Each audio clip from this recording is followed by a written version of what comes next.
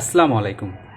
আমরা মোটামুটি সবাই কম্পিউটারের ব্যবহার জানি, কিন্তু আমাদের অবহেলার কারণে আমরা টাইপিং স্পিড আমাদের অনেক স্লো হয়ে যায়, কারণ আমরা অনেক সময় সঠিক নিয়মে কিবোর্ডের ব্যবহার জানি না। তো এই ভিডিওতে আমি দেখাবো সঠিক নিয়মে কিভাবে কিবোর্ডের ব্যবহার করে দ্রুত টাইপিং করা যায়। তো সঠিক নিয়মে টাইপিং শেখার জন্য আপনাকে কয়েকটি স্টেপে ভিডিওটি দেখতে হবে।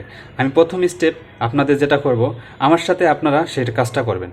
আমি প্রথমে দেখাবো আমাদের হাতের যে 10টি আঙ্গুল আছে, সেই আঙ্গুলগুলো কিভাবে কিবোর্ডের উপরে কোন পজিশনে থাকবে।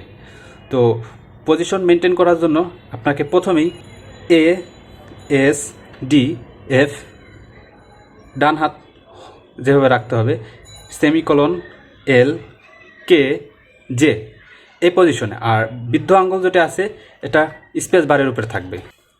স্টেপ নাম্বার 2, এফের উপর যে আঙ্গুলটা আছে আমার, এই আঙ্গুলটা কোন কোন কি এর জন্য ব্যবহার হবে।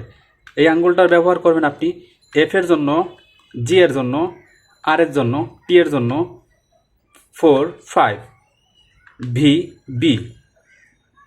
আর ডি এর উপরে যে আঙ্গুলটা রাখবেন সেটা আপনি কোন কোন কি এর জন্য ব্যবহার করবেন, ডি, ই, 3, সি। এস এর উপরে যে আপনার আঙ্গুল থাকবে সেটার ব্যবহার আপনি কিভাবে করবেন, এস, ডব্লিউ, 2,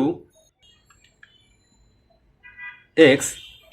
এর উপরে আপনার যে আঙ্গুলটা আছে সেটার ব্যবহার করবেন এ, কিউ, 1, জেড, শিফট।